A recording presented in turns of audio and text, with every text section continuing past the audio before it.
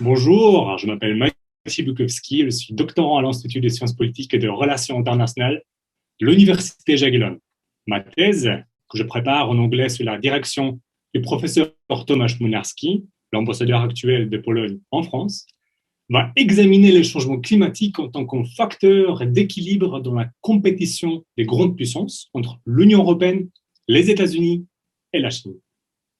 Mais quel intérêt en vrai dans un tel sujet? Alors, qu'on le souhaite ou pas, nous sommes tous témoins aujourd'hui de la fin de la longue pause géopolitique qui est survenue après la chute de l'URSS.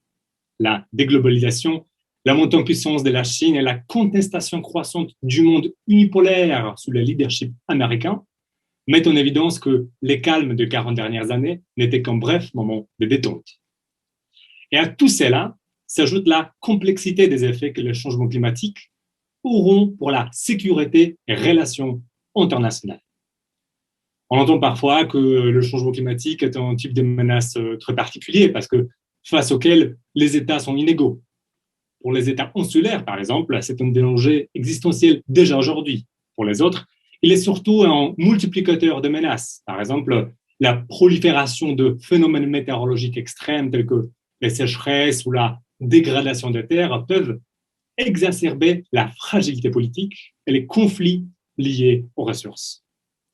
Mais tout ça, c'est vrai, mais de telles constatations sont des formulations simplicistes, dangereusement myopes, puisqu'elles ne cherchent pas à comprendre les causalités complexes d'une économie mondiale interconnectée qui a déjà mis en route des transformations géophysiques très importantes. Ceux qui comprendront les règles du jeu de la géopolitique à l'ère de l'Anthropocène, c'est-à-dire de la nouvelle époque géologique provoquée par l'homme, vont en toute probabilité déterminer l'avenir de la planète. Et les trois centres de pouvoir qui paraissent aujourd'hui avoir déjà compris cette évidence sont surtout l'Union européenne, les États-Unis et surtout la Chine.